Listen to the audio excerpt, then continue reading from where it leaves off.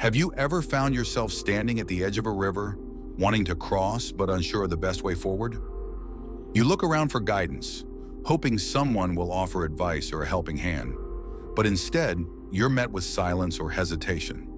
Why is it that sometimes people don't want to give you advice, even when you clearly need it? Today, we're diving deep into the 7 reasons why people don't want to give you advice, using timeless Stoic wisdom to help us understand what's really going on beneath the surface. Imagine that river again. The water flows strong and unpredictable. The path isn't obvious. Sometimes the people around you act like experienced river guides, but they don't always offer their help right away. Why? Because they know that crossing the river too quickly, without learning how to navigate the currents yourself, might do more harm than good. Stoic philosophers understood this well. Marcus Aurelius once said, "The impediment to action advances action. What stands in the way becomes the way." Sometimes the challenge you face, the river you must cross, is the very teacher you need, not a quick fix from someone else. Stoicism teaches us that wisdom and growth come from within, not just from outside instruction. Epictetus famously said, "It's not what happens to you, but how you react to it that matters." If others sense that you're not yet ready to accept or apply their advice, they may hold back, waiting for you to develop the strength and insight to cross that river on your own. Advice isn't just words, it's responsibility, trust, and timing. And if the time isn't right, even the kindest guidance can fall on deaf ears. Seneca added another important piece to the puzzle. Associate with those who will make a better man of you. People are cautious about where they invest their wisdom. If they see patterns of ignoring advice, seeking only validation, or repeating the same mistakes, they might withdraw, protecting themselves and their relationship. Just like a river guide won't keep offering help if the traveler refuses to learn how to swim. In this video, we'll explore these 7 reasons and more. We'll uncover how readiness, responsibility, relationship dynamics, and even your own mindset influence whether people step forward with advice or step back in silence. Understanding these truths can transform how you seek guidance and how others respond to you. So if you're ready to gain clarity, grow wiser, and learn how to invite meaningful advice into your life, make sure to hit the like button, subscribe, and ring the notification bell. And I want to hear from you. Have you ever felt advice withheld? What did it teach you about yourself? Share your story in the comments below so we can learn and grow together. Remember, crossing your river isn't about rushing to the other side. It's about learning to navigate the currents with patience and courage. Let's begin that journey now. Number 1, they don't think you'll listen. There's a moment, often subtle, when people stop offering you their wisdom. It doesn't come with a grand announcement or confrontation. It arrives quietly, like a door gently closing in the background. And if you're not paying attention, you won't even realize it's happened. You'll keep speaking, asking questions, voicing your confusion, but notice fewer people answering. Not because they don't care, but because they no longer believe you'll listen. This withdrawal isn't always an act of punishment. It's a recognition of futility. People can tell when you're seeking validation instead of direction. They can sense when your ears are open, but your mind is made up. And for those who carry real wisdom, giving advice to someone unreceptive is like pouring water into a sealed jar, useless and eventually exhausting. Stoic philosophy places enormous value on the ability to listen.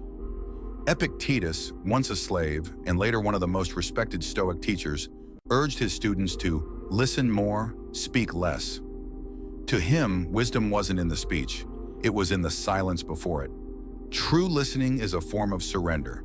It requires humility to admit that someone else may see more clearly than you in this moment. But not everyone is willing to make that surrender.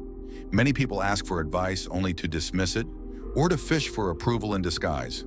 The Stoics would call this a failure of logos, the rational principle that guides sound judgment.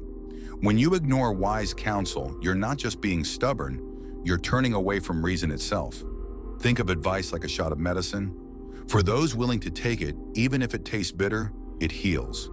For those who spit it out because it doesn't match their taste, the illness lingers. If every time you ask for help, you end up challenging, dismissing, or justifying your way out of it. The people around you will notice. Even the most patient souls will stop trying. They won't confront you. They'll simply drift into silence, saving their energy for someone who's truly ready. This slow fading of guidance is one of the hidden dangers of pride. It leaves you surrounded not by enemies, but by silence. Cut off not by others, but by your own refusal to hear. Marcus Aurelius, the Stoic emperor, reminded himself daily to be teachable. If someone is able to show me that what I think or do is not right, I will happily change, for I seek the truth, by which no one was ever truly harmed. His humility wasn't weakness, it was wisdom. Marcus understood that correction is not an insult, but a gift. But this mindset requires a deep awareness of your own fallibility. It means being more interested in what's right than in being right. When you lack this attitude, you repel truth. And when you repel truth, those who carry it stop coming to you. That's the quiet punishment of arrogance. Not conflict, but abandonment by insight. There's danger in that silence. You may continue down a harmful path unchecked. Your blind spots remain blind. Without feedback, your decision-making deteriorates. You fall deeper into ego, unaware that no one is standing nearby to warn you anymore. The Stoics knew that we are not islands, we are mirrors to each other. Seneca wrote, "Even while men teach, men learn." When you ignore the wisdom of others, you not only lose the lesson, they lose the opportunity to refine their own understanding through dialogue. Everyone suffers. You cut yourself off from the symphony of shared experience and instead live alone, in the echo chamber of your own voice. But there is great benefit when you begin to listen. Not just with your ears, but with your heart. When people see that you're open to honest feedback, they step closer. They offer more. Their wisdom becomes sharper, more personalized, more generous. And suddenly, you're no longer navigating alone. You're being guided by years of collective insight. This is how wisdom flows, from the openness to hear what might be uncomfortable but necessary.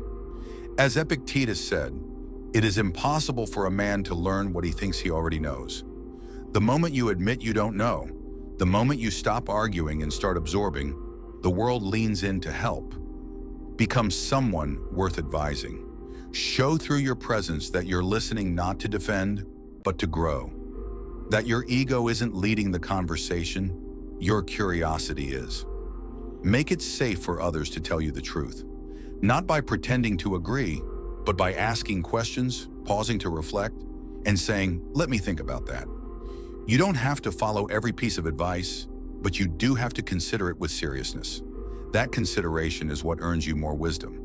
When people see that their effort to help you doesn't fall on deaf ears, they invest more. They go deeper. You won't have to chase answers. They will find you. And when they do, don't just hear them. Listen fully, humbly, and with the willingness to change. That is the Stoic path to wisdom. If this video resonated with you, please hit like, subscribe, and share your experiences in the comments below. When have you noticed advice being withheld, and how did it change your journey? Let's keep the conversation going and learn from one another through the timeless wisdom of Stoicism. Number 2, they're protecting the relationship. Sometimes the most loving thing someone can do is say nothing at all. It may feel like abandonment, but often it's restraint. People who care about you deeply might hold back not because they don't see where you're going wrong, but because they've learned that offering correction only causes friction. Advice, no matter how gently given, is not always received as a gift. It can feel like an attack to someone who isn't open, especially if that person has a history of reacting defensively. And so, rather than risk tension or strain, they say less. They step back. They protect the relationship by withdrawing the truth they would otherwise offer. Stoic philosophy teaches us the virtue of prudence, phronesis, the practical wisdom of knowing when to speak and when to remain silent. To those who love you, preserving peace may feel more valuable than provoking a conversation you are not ready to have. When people repeatedly choose silence over guidance, it is rarely because they lack insight. It's because they have already learned the cost of offering it to you. If every attempt to offer perspective is met with resistance, sarcasm, or dismissal, then eventually they will stop trying. They may smile, they may nod, But beneath that lies a quiet calculation. Is telling you the truth worth the tension it creates? Marcus Aurelius advised, "Be tolerant with others and strict with yourself." The problem arises when we reverse this wisdom, when we become tolerant of our own blind spots but strict with those who try to help us see them. People can sense when you're not looking for perspective, but for applause. And when your relationships become battlegrounds for your ego, even the closest voices will fall silent. Imagine handing a fragile cup of water to someone who keeps swinging their arms wildly. After a few attempts, you'll stop trying, not because the person doesn't need the water, but because you don't want to get hit in the process. This is how advice feels when it's constantly rejected or misunderstood. It becomes unsafe to offer. People are not only protecting your feelings, they're protecting themselves. Stoicism reminds us that we cannot control others, only our own reasoned choices. Epictetus said, "Don't demand that things happen as you wish, but wish that they happen as they do, and you will go on well." If people are no longer advising you, it may not be malice. It may simply be a reflection of the emotional consequences they're trying to avoid. This silence can be dangerous. When everyone around you begins to censor themselves to keep the peace, you are left in a world of false harmony. You may think you're doing well, when in truth people have just stopped giving you feedback. You're no longer growing, you're being managed. And the tragedy is that the very relationships you think are strong may be built on avoidance. The cost of always being right is that you lose the truth. Seneca warned against flattery and false security. In his letters he wrote, "The man who is always being approved will never improve." If your friends or loved ones have gone quiet, consider that they may be trying to save something more important than your pride, the connection itself. But there's a powerful benefit to be gained if you reverse the pattern. When people see that their words are safe with you, they begin to speak more freely. Vulnerability begets honesty. If you listen with an open mind instead of preparing a rebuttal, you'll notice that the quality of your relationships deepens. People begin to trust you, not because you agree with everything they say, but because they know you won't punish them for telling the truth. This is what the Stoics called harmony, not superficial peace, but the kind that is built on shared truth and mutual respect. Being open to hard conversations doesn't weaken relationships, it strengthens them. And more than that, it turns the people around you into a living library of wisdom, one you would otherwise be locked out of. It takes courage to shift this dynamic. You must be willing to invite criticism not as a threat, but as a form of care. Start small.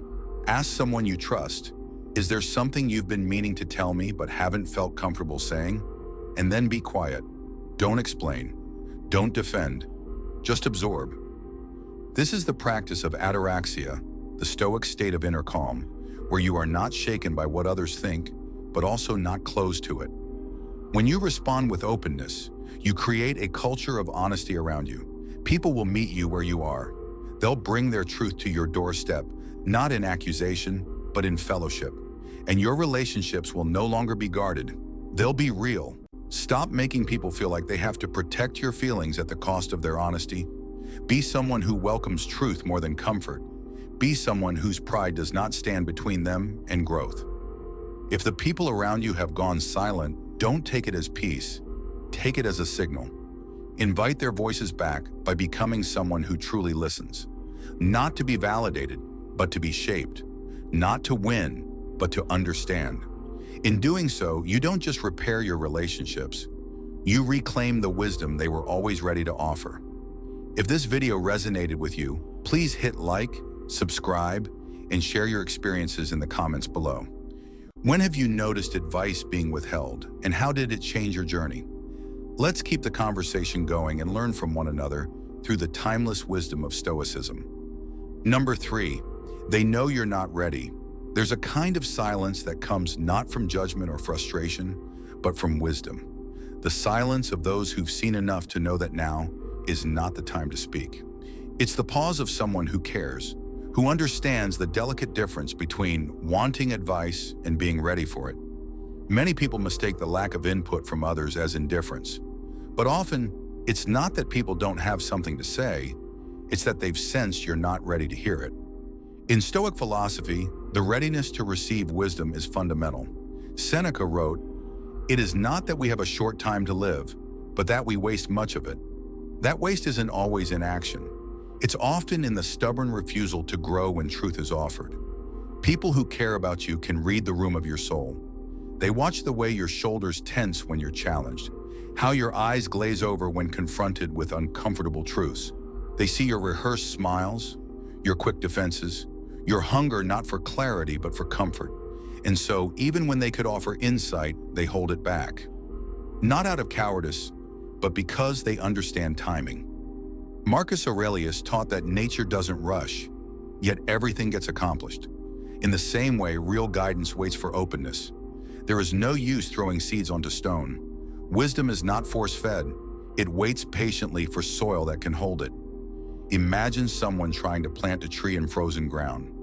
No matter how rich the soil might be beneath, the surface resists. The shovel won't dig. The roots won't take. So the gardener waits, not because he doubts the tree's potential, but because he knows the earth must first thaw. In the same way, people may withhold their advice from you, not because you are incapable of growth, but because the climate of your spirit is unreceptive. Epictetus said, "Only the educated are free." But education isn't simply information, it's transformation. And transformation cannot begin in a closed mind. Until you soften, until you show that you're willing to listen without resistance, those around you will quietly hold their wisdom back. There is danger in not recognizing this. When you are not ready, when you walk through life believing that your way is always right, you repel those who might have helped you. Slowly, without notice, you become surrounded by silence. Not the kind that brings peace, but the kind that conceals warnings. The people who once tried to reach you now step back, not out of malice, but out of respect for your unreadiness. And so, your errors go unchecked, your blind spots unchallenged. Life will still teach you, but through pain, not counsel. The Stoics understood this well. As Seneca said, "Difficulties strengthen the mind, as labor does the body. But it is far less painful to grow through wisdom than through wounds." Still, when readiness arrives, everything changes. The moment you let go of pride, the moment you become more curious than defensive, you'll notice a shift. Conversations deepen. People speak more honestly around you. Advice that was once withheld begins to appear, gently, subtly. This is the benefit of readiness. Wisdom begins to chase you, not because you forced it, but because you finally created space for it. The Stoics believed that virtue was not given, but cultivated.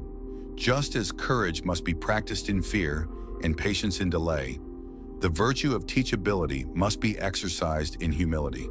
The benefits are profound. Quicker growth, fewer regrets, stronger bonds with those around you. You begin to evolve not just through experience, but through shared insight. But becoming ready is not a passive process. It takes intention. You must practice the art of asking without needing agreement. You must learn to sit with advice that makes you uncomfortable. You must resist the urge to explain yourself, to justify every action, to defend every choice. Ask someone close to you, "What do you see that I don't?" And mean it. Accept silence as a mirror, not a wall. If no one is offering you guidance, ask yourself, have I shown that I'm willing to change, or just that I want to be right? Marcus Aurelius urged himself daily to accept correction without resentment, because he knew that only through challenge could he refine his character.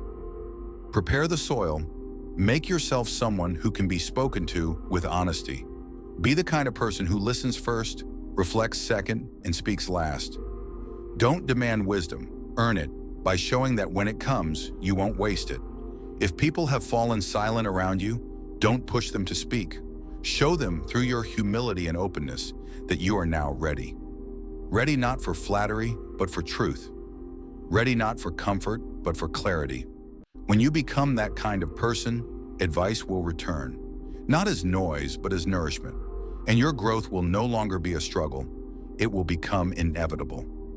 If this video resonated with you, please hit like, subscribe, and share your experiences in the comments below. When have you noticed advice being withheld, and how did it change your journey? Let's keep the conversation going and learn from one another through the timeless wisdom of Stoicism. Number 4, they don't want the responsibility. There's a hidden weight in giving advice, one that not everyone is willing to carry. It's not just about saying the right thing, it's about knowing that your words might influence someone's path, for better or worse. Some people stay silent not because they don't care, but because they don't want the burden of your outcomes resting on their shoulders. They don't want to be blamed if things go wrong, especially if you've shown a pattern of asking for advice, ignoring it, then resenting the consequences. Stoicism reminds us to take full responsibility for our actions. As Epictetus said, don't blame others for your misfortunes. Don't even blame yourself. Just understand. People sense when you're outsourcing accountability, and they withdraw, not out of apathy, but out of self-protection. When you seek advice but are not ready to own the results, you make others feel like they're taking a risk by helping you. Every suggestion becomes a potential liability. If you fail, it might be turned around on them. You told me to do this. If you succeed, the credit may never come. This emotional gamble makes people cautious. The Stoic ideal of justice teaches that we must treat others fairly and recognize the weight of shared responsibility. But fairness is lost when you lean on someone's insight, only to absolve yourself of the outcome. Advice given in good faith should be met with gratitude and self-ownership, not blame. Think of a captain who hands the steering wheel to a passenger during a storm, then faults them when the boat tips. Eventually, no one wants to steer. In the same way, if you make others responsible for your decisions without taking on the consequences yourself, they will stop engaging. They will smile politely, nod encouragingly, but inside they've chosen to stay uninvolved. Not because they don't see your struggle, but because they've learned that involvement comes with a risk you won't share. Seneca once warned, "No man was ever wise by chance." Wisdom requires not only learning, but owning what you learn. If you make others pay the price of your growth, they will eventually withhold their wisdom. This withdrawal may seem like rejection, but it's actually a boundary. One forged from experience. People have likely seen how you receive advice, not with gratitude, but with resistance or dependency. They may have watched you place your burdens at their feet, only to turn on them when the weight becomes too much. The Stoic emphasis on autarkia, or self-sufficiency, teaches that we must stand on our own 2 feet. Not because we don't need others, but because leaning on them too heavily weakens both parties. When you treat advice as a way to avoid responsibility rather than clarify your decisions, you turn a gift into a trap, and wise people know not to walk into it. But here's the benefit when this pattern is broken. When you begin to take responsibility for your choices, fully, humbly, without finger-pointing, others will begin to re-engage. They'll feel safe to offer insights, knowing you won't weaponize their words against them. Advice will flow more freely when those around you know that you are the one steering the ship, that their role is to advise, not to take the wheel. Marcus Aurelius, in his Meditations, reminds us, you have power over your mind, not outside events.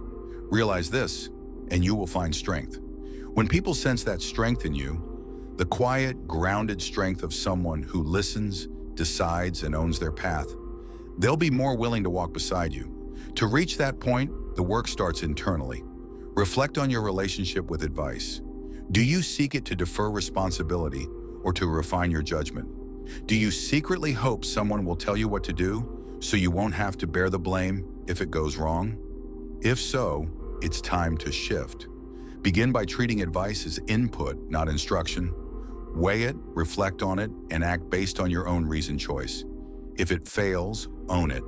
If it succeeds, give credit to your discernment. This is how Stoicism teaches us to live, not by avoiding risk, but by embracing the full responsibility of our freedom. Epictetus reminds us, no great thing is created suddenly. Trust is one of those great things, especially when it comes to earning the wisdom of others. Reclaim the weight of your own choices. Don't make others responsible for the direction of your life.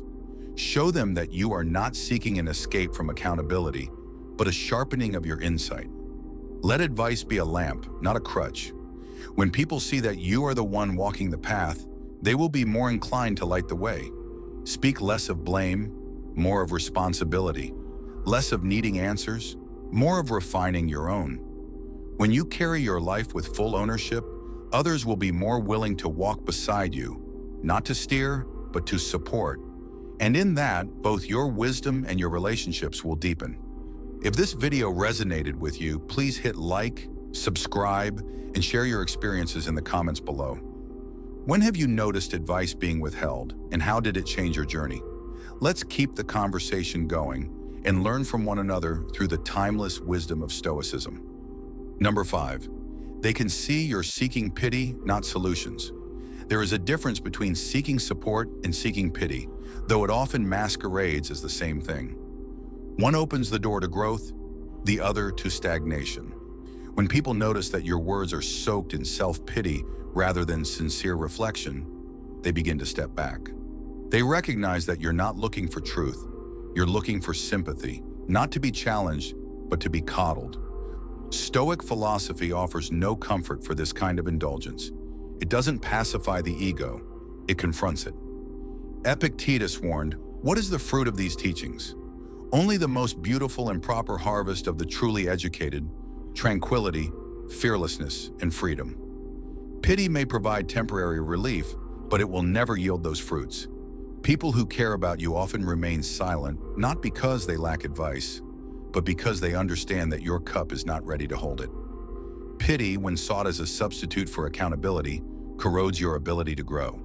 It reduces your problems to performances, stories told for emotional reaction rather than clarity. And people know this. They hear the difference between someone sharing a struggle to understand it and someone sharing it to be absolved of it.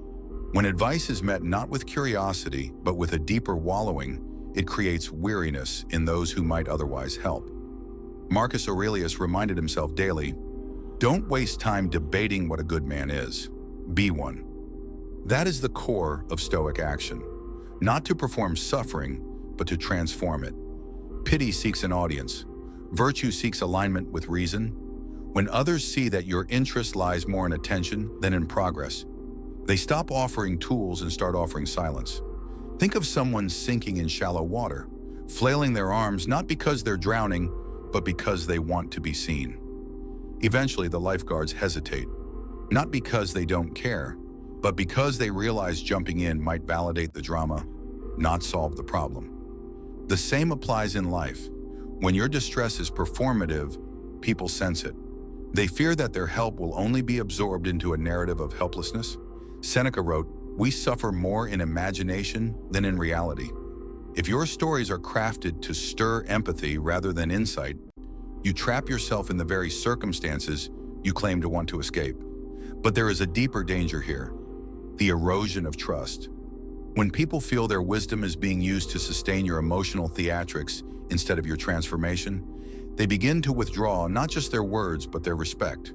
Repeated enough, you become someone others avoid. Not out of cruelty, but fatigue. They no longer see potential in the conversation, only exhaustion. The Stoics believed in meeting life as it is, not through denial, and certainly not through dramatization. When you seek pity, you distort reality, turning genuine hardship into a prop for attention. And in doing so, you miss the power that comes from confronting difficulty with clarity and composure. There is, however, immense benefit in breaking this cycle. When you begin to share from a place of responsibility rather than victimhood, people return. They see that your struggles are real, but so is your commitment to rising above them. Advice reappears, not because you begged for it, but because you've shown you're ready to use it. The tone of your speech changes from "why me" to "what now?" From "look at what I've been through" to "here's how I'll move forward." Epictetus taught, "It's not what happens to you, but how you react to it that matters." When people hear this mindset in your voice, they are more willing to help, not out of pity, but out of partnership in your growth. To move toward this, you must become vigilant of your own patterns. Ask yourself, am I sharing this struggle to understand it or to be comforted by it? Am I open to advice or just seeking someone to nod along? When you begin to examine your motivations through a Stoic lens, you'll start to separate the need for connection from the craving for sympathy. Real connection does not require pity, it requires presence and integrity. If you're unsure, try this. Before sharing your situation with someone, reflect on what kind of help you actually want. If it's clarity, ask for that. If it's comfort, admit it to yourself. Honesty and intention is the first step in earning honest responses. Speak not to be pitied, but to be sharpened. Choose your audience wisely, and more importantly, choose your mindset. Don't turn your hardships into performance art. Treat them as invitations to grow. If people have gone quiet around you, look not at their silence, but at your speech. What have you been asking for? Validation or vision? If you change your posture from victim to student, you'll find that many are still willing to teach. Pity fades fast, but respect and wise counsel endure when they're met with real readiness. Carry your challenges not as chains, but as chisels, shaping the person you're becoming. And when others see that, they will speak again, not to soothe you, but to elevate you. If this video resonated with you, please hit like, subscribe, and share your experiences in the comments below. When have you noticed advice being withheld, and how did it change your journey? Let's keep the conversation going and learn from one another through the timeless wisdom of Stoicism. Number 6, they know you need the experience, not the answer. Sometimes silence is not neglect, it is respect. People step back not because they don't know what to say, but because they know that what you really need isn't advice, but experience. The soil of wisdom isn't fertilized by someone else's words alone. It grows when you stumble, reflect, and stand again. You cannot shortcut understanding. A fire must burn through a forest for new growth to take hold. Stoic thinkers understood this deeply. Marcus Aurelius, writing to himself during trials of war and leadership, reminded his soul, "Don't expect others to guide you. You have everything you need within you."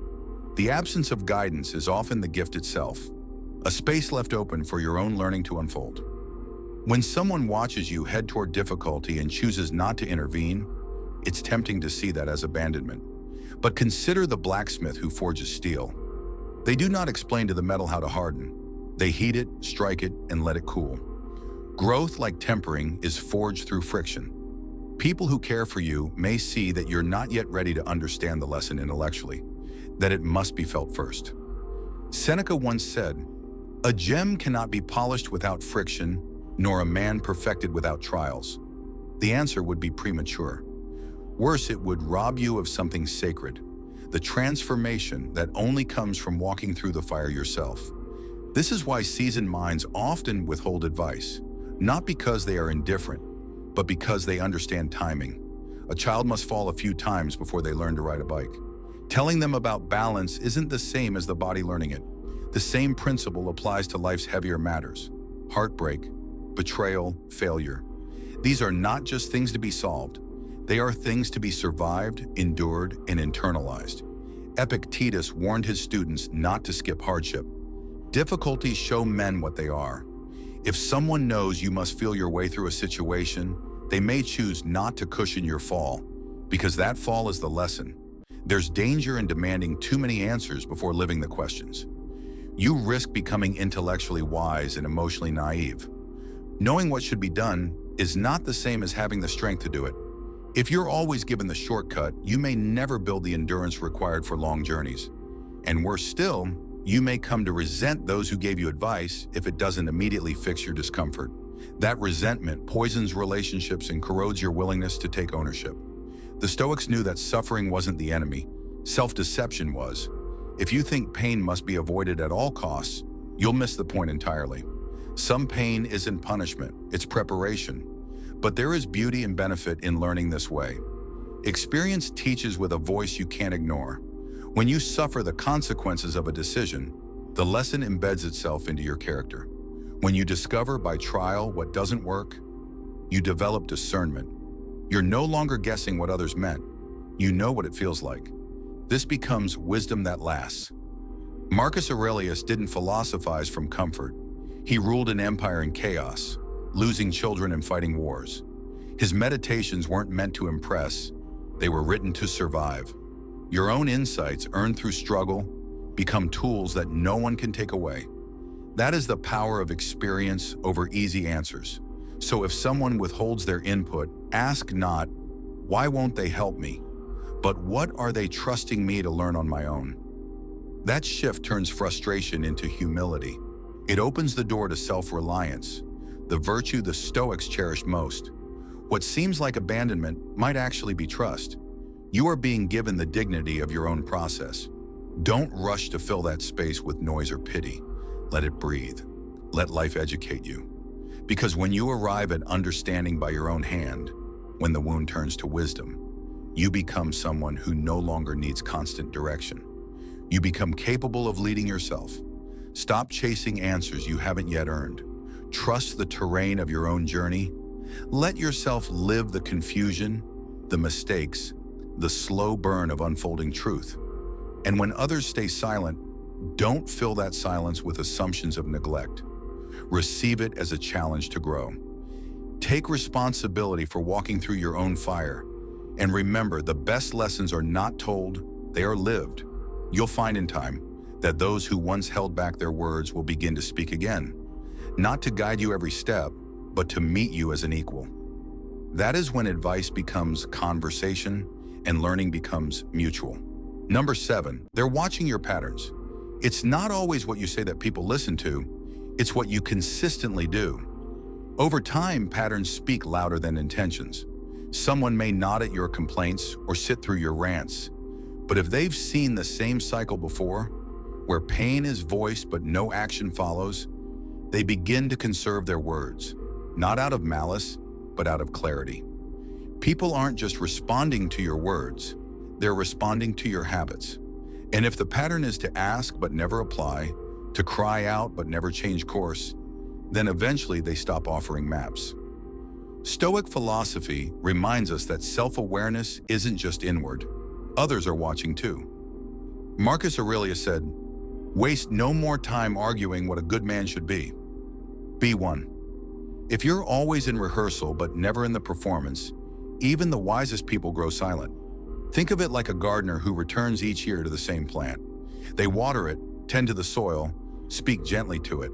But over seasons, the plant never blooms because its roots refuse to take hold. At some point, the gardener must step back, not to abandon the plant, but to let it decide, will it grow or not? In life, your relationships are shaped by the same principle.